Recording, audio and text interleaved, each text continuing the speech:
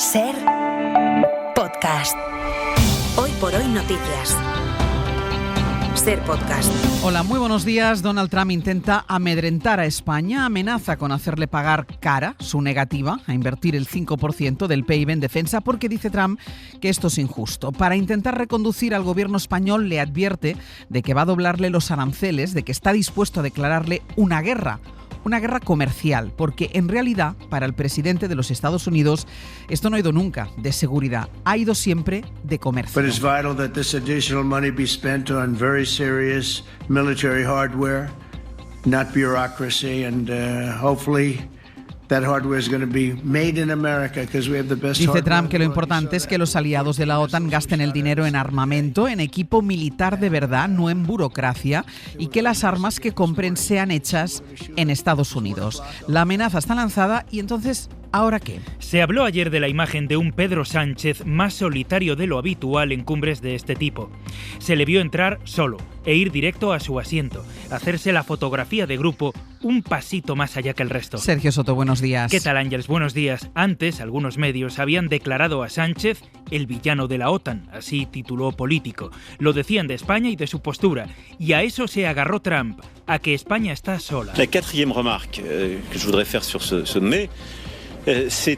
Aunque el presidente francés Macron vio conveniente ayer recalcar la idea de que Europa debe tener capacidades defensivas independientes, el canciller Merz reconoció que si hay que multiplicar el gasto en defensa es por la guerra de Rusia y por Estados Unidos. It would be great to see that you can do what is calculated to be 3.5 or 2.1. Y el primer ministro belga, que es de los más reticentes a aceptar la propuesta de Trump, dijo que todos habían firmado, pero que si Sánchez dice que puede cumplir gastando el 2,1%, es un genio. Y la genialidad, remató, inspira a la gente. De manera que el mapa, al menos europeo, tiene más matices de lo que podía parecer, y es ahí, con la Unión Europea en su conjunto, con quien Trump tendría que lidiar si pretende hacer guerra comercial, porque es la Unión en su conjunto la que negocia en esta materia.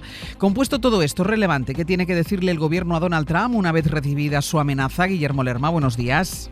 ¿Qué tal? Buenos días, Ángels. La Moncloa, a pesar de la dureza y del tono de las declaraciones de Trump, descarta dar una respuesta diplomática porque sabe que tiene ese paraguas europeo y porque confía en que todo forme parte de la retórica habitual del presidente de los Estados Unidos y nada más. Sí, el gobierno evita la escalada dialéctica con el presidente de los Estados Unidos, confían en que esa amenaza no se materialice y no imponga ningún tipo de represalia habitual.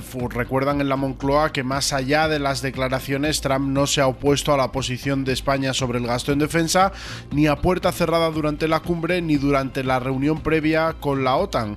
Por eso y por ahora en el Ejecutivo restan importancia a las tensiones. Recordaba el ministro Carlos Cuerpo que la relación comercial con Estados Unidos se hace a través de la Comisión Europea y no de manera bilateral. En materia comercial, España es un socio esencial en esta relación transatlántica, es una relación ya duradera, profunda que tenemos con Estados Unidos, tanto a nivel bilateral como desde el punto de vista de la Unión Europea. Es la relación entre la Unión Europea y Estados Unidos comercial más importante del mundo. Este es un en cualquier caso, la orden en el Ejecutivo es no ir al choque. Sánchez ha evitado responder a las referencias de Estados Unidos a España durante todos estos días. Ayer en la rueda de prensa se limitó de hecho a negar que España sea un problema, como dijo Trump al subirse al avión presidencial. España siempre es la solución, nunca es el problema. Nosotros aportamos soluciones. Defendemos con convicción nuestras posiciones y creo que además son compartidas por la mayoría social de nuestro país. El gobierno evita por ahora el choque y apela a la soberanía de nuestro país para defender su posición. Gracias, Guille. Hasta luego. Hay otra pregunta lógica, que es ¿cuál es la alternativa? En el PP hay algo que tienen claro, y es que Sánchez en realidad ha mantenido una farsa, que ha mentido y que sí ha aceptado el 5%. En el PP hay otra cosa que no tienen clara, que es qué piensan ellos mismos sobre ese 5%, o al menos no lo dicen. Pero un 5% lo verían bien. Ayer lo intentaban los compañeros de Televisión Española, persiguiendo por los pasillos del Congreso a miembros del Partido Popular que dejaban la pregunta colgada del aire. Ocurre que los populares en diferentes voces piensan que lo del presidente es falso, pero a la vez que enfadar a Trump está mal. Josué Coello, buenos días. ¿Qué tal? Buenos días. Desconfían en el PP del anuncio de Sánchez sobre la sección española dentro de la OTAN hasta el punto de que no se creen que sea así. La farsa ha terminado, decía Feijóo en redes sociales, en referencia a un compromiso de gasto español del 5%. Según fuentes de la dirección dirección popular, Sánchez está mintiendo solo para contentar a los socios. Socios que, por otra parte, siempre han rechazado cualquier incremento del gasto militar, por pequeño que fuese. Pero la crítica del PP también fue a parar sobre Donald Trump, a quien afearon sus amenazas a España. Y esto, paradójicamente, choca con la desconfianza del PP sobre el anuncio de Sánchez de un gasto porcentual menor que el resto de socios de la alianza. Por cierto, preguntados en Génova sobre qué haría el PP con este compromiso hasta el 5% si ellos gobernasen, y la callada fue la respuesta. También los socios opinaron. El más duro sigue siendo Podemos, que en los últimos días comparte ese diagnóstico del PP en este asunto. Es mentira. Ione Belarra. Las mentiras, señora Montero, tienen las patas muy cortas y esta vez a ustedes no les han durado ni 24 horas. Hoy, en la cumbre de la OTAN, ustedes van a firmar la mayor traición a la gente trabajadora de este país desde que el señor Zapatero aceptó las políticas de austeridad hace una década. Pero no parece que el propio Trump piense lo mismo. They're the only country that won't pay the full up. They want to stay at 2%. I think it's terrible. And you know, they're doing very well. The economy. Porque dijo literalmente que España es el único país que no va a pagar el 5%, que se va a quedar en el 2%. Luego entró Trump en una conversación con la periodista española de La Vanguardia, en la que le decía por un lado que le gusta España, por otro que iba a ir a por España, y hasta le pedía a la reportera que ella hiciera algo, pero que a él le gusta la gente española, que enhorabuena, pero que no se van a aprovechar de él y así hasta ese pagará el doble. Bueno, sobre lo que tampoco fijó postura en público el PP fue sobre su reunión con Santiago Abascal y su relación con la ultraderecha. Ayer Feijóo se vio con el líder de Vox, algo que no ocurría desde las últimas generales, y después de meses de desencuentros, el PP se limitó a decir que fue un encuentro cordial y respetuoso. Y hoy, en algo más de una hora, empieza otra reunión clave, en este caso la del Consejo Europeo en Bruselas, que tiene como asunto central y en este contexto la defensa de los 27. Por eso importan las señales que llegan de la OTAN y que el secretario general Mark Rutte volvió a explicitar ayer con Trump. Esta vez no solo lo felicitó por lo que ha logrado, también dijo esto sobre la verborrea del presidente de Estados Unidos, de que a veces papi tiene que utilizar un lenguaje duro. Con todo esto, los jefes del gobierno se sientan con la defensa como principal tema, con atención especial a Ucrania, que ayer desapareció del texto que pactó la Alianza Atlántica. Corresponsal comunitario Enrique García Pozo, buenos días. ¿Qué tal? Buenos días. Sí, todavía con la resaca de la cumbre de la OTAN, los 27 se reúnen este jueves en Bruselas, en la que será la última cumbre del curso político. Encima de la mesa los asuntos que vertebran la política comunitaria: competitividad, seguridad y defensa. Los 27 harán balance de los trabajos que ya han puesto en marcha para reforzar la industria de defensa, aunque habrá un amplio capítulo para debatir sobre Oriente Medio y sobre Ucrania, esta vez con la participación de Zelensky de forma telemática, porque el presidente ucraniano estará en Estrasburgo, en un acto en el Consejo de Europa, el organismo que está ultimando los instrumentos jurídicos necesarios para poner en marcha el Tribunal Especial que tendrá el objetivo de juzgar el crimen de agresión a Ucrania.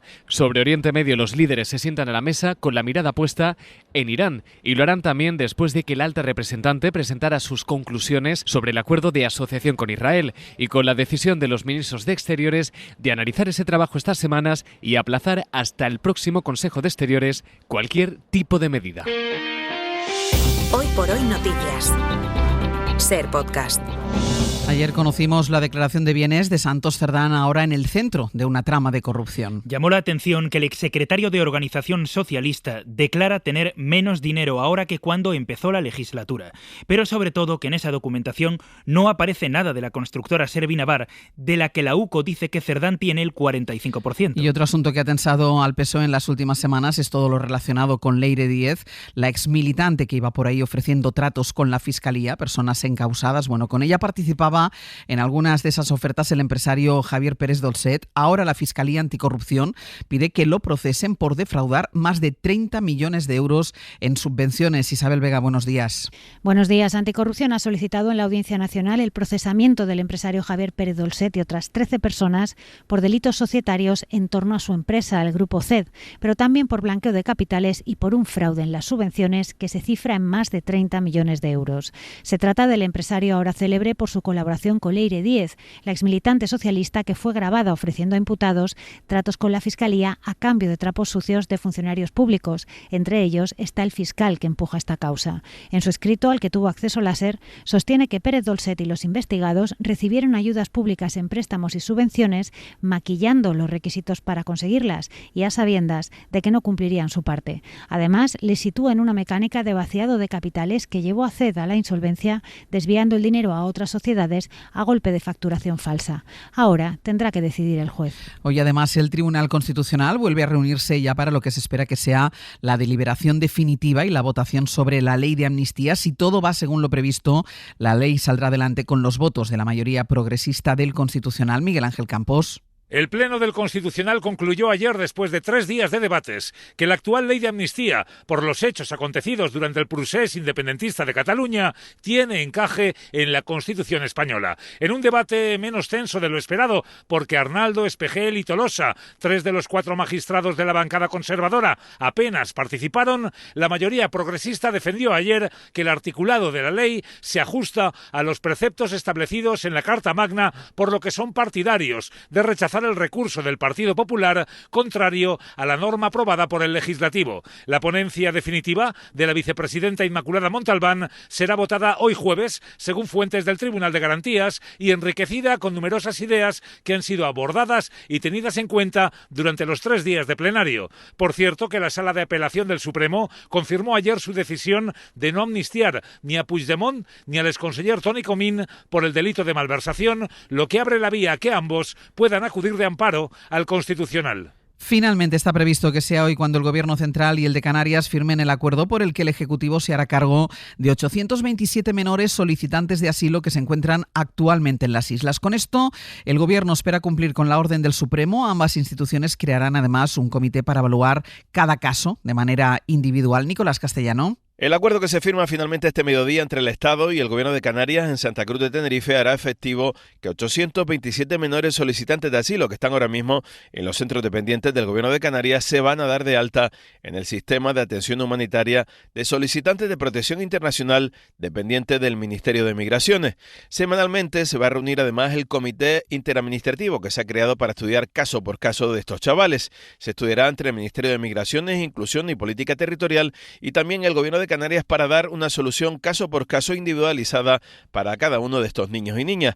De hecho, algunos de ellos que llevan bastante tiempo escolarizados o que tienen arraigo en las islas se van a quedar finalmente en centros del archipiélago. Todavía está por definir en próximas reuniones cuántos de estos chicos pasarán a la península y cuántos se quedarán en las islas. Junio en 25 días es ya el mes con más asesinatos machistas. En las últimas 48 horas hay 2 confirmados y otros 2 que la policía sospecha que lo son. El último ayer en Las Palmas, donde un hombre con antecedentes supuestamente mató a su pareja y se suicidó después. Las Palmas, Agustín Padrón, buenos días. Buenos días. Los cuerpos de la mujer y el hombre fueron descubiertos por la hija de la víctima que se desplazó hasta su casa en el barrio del Sardo, extrañada de que su madre no fue a trabajar. Llevaban aproximadamente muertos unas 36 horas de acuerdo con las primeras indagaciones, es decir, desde la noche del lunes. El martes fue festivo aquí en Las Palmas de Gran Canaria. La policía investiga las circunstancias de este homicidio bajo supervisión del juzgado de violencia contra la mujer, porque la hipótesis con la que se trabaja desde el primer momento es que es un crimen machista. Al menos una treintena de antiguos moderadores de Facebook e Instagram han presentado una querella contra los derechos de los trabajadores, también por imprudencia y contra la integridad moral. Todo ello después de las graves secuelas que les ha provocado su trabajo. Aseguran que han tenido que ver todo tipo de contenido violento y que eso ha repercutido en su salud mental. E indican además que antes de aceptar el trabajo nadie les avisó de que iban a dedicarse a filtrar este tipo de contenido. Radio Barcelona, Laura Pons. Intentos de suicidio, brotes psicóticos, estrés postraumático, depresión, ansiedad crónica o conductas autolesivas son los diagnósticos de salud mental de los 29 demandantes que recoge una querella que ha avanzado TV3 y a la que también ha tenido acceso la SER. Son las consecuencias de extrabajadores de la empresa Telus Digital, una compañía subcontratada por Meta que se dedica a filtrar contenido en las redes sociales. Los extrabajadores denuncian que durante años han estado analizando vídeos de decapitaciones, pornografía infantil y suicidios en directo. Sin embargo, aseguran que antes de conseguir el trabajo no se les advirtió del contenido que tenían que filtrar y de los riesgos a los que se sometían por salud mental. El Ministerio de Consumo se ha propuesto acabar con la llamada publicidad del miedo. Son anuncios en los que nos avisan de peligros o exageran riesgos de algo para convencernos de comprar o contratar productos. Adela Molina. El ejemplo más claro de lo que es la publicidad del miedo lo tenemos en algunos anuncios de alarmas o de seguros. ¿A ti que tienes niños pequeños no te da miedo que intenten entrar en casa un día o cuando os vayáis a la playa o al pueblo? Con todo lo que tiene nuestra alarma, la verdad es que yo no me preocupo de nada. Anuncios que nos alertan de un riesgo que existe, pero sin explicarnos su dimensión real. Para acotar esta práctica y mejorar la información a los usuarios, el Ministerio de Consumo va a introducir una modificación en la norma que regula la veracidad de la publicidad para exigir a las empresas que usan un riesgo o peligro como principal elemento de persuasión que introduzcan información complementaria de carácter cualitativo o estadístico, es decir, datos que permitan al consumidor valorar la frecuencia, el impacto o la proporción de este riesgo o peligro. Lo va a hacer a través de la Ley de Consumo Sostenible que el ministro Pablo Bustinduy tiene previsto llevar al Consejo de Ministros de forma inminente. Van a ser los organismos de consumo, tanto el Ministerio como los autonómicos y la Comisión Nacional de Mercados y la Competencia, quienes, como ocurre ahora, van a velar por que este tipo de anuncios se ajusten a la ley. Y un informe de la plataforma Booking refleja que 4 de cada 10 viajeros optan por pasar sus vacaciones fuera de los lugares más turísticos. Edu Hernández, buenos días. Buenos días. El exceso de turistas se ha convertido en una de las quejas más recurrentes entre los viajeros españoles. Y es que según el último informe de Booking, el 64% cree que hay un número excesivo de visitantes. De hecho, 4 de cada 10 están empezando a buscar destinos que no estén masificados y 2 de cada 10, de hecho, quieren limitar el número de turistas que pueden visitar un destino. Aunque la masificación lidera el ranking de los efectos negativos que puede tener el turismo, para un 38% de esos viajeros la acumulación de basura es el principal problema, mientras que para un 37% lo es el aumento del coste de vida y para un 32% lo son los problemas de tráfico y movilidad. Para no perderte ningún episodio, síguenos en la aplicación o la web de la SER, Podium Podcast o tu plataforma de audio favorita.